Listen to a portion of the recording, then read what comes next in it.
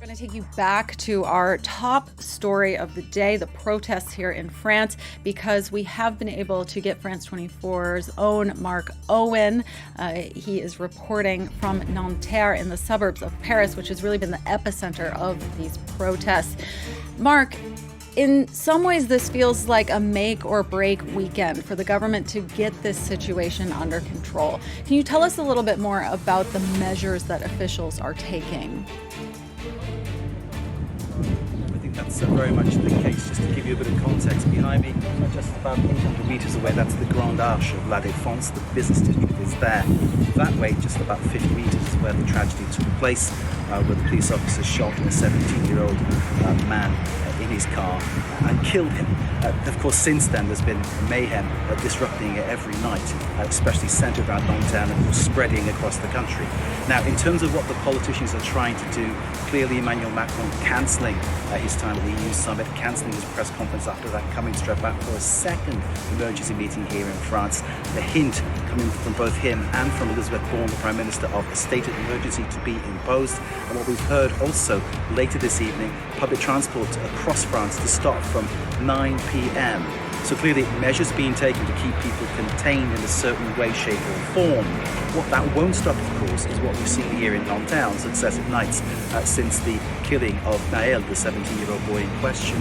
We've seen on successive nights cars, vans burned in the street, police officers targeted with fireworks, and of course riot police going into certain quarters of Nanterre in order to try and quell the problem. That looks like it's set to continue, and of course we're coming into the weekend. So Mark, how are people there in Nanterre, residents, how are they bracing for more violence that's probably going to come this weekend?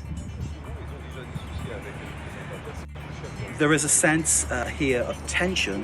There's a sense here of injustice too. Many people we've spoken to today have talked about how they feel that the media is adding to the perception that Nanterre is a bad place to be. And, to be fair to these people, they are ordinary citizens going about their lives. We've been speaking to people running shops, cafes, walking around. They're already packing up now. They know the business is over. They've done no business for 2 days.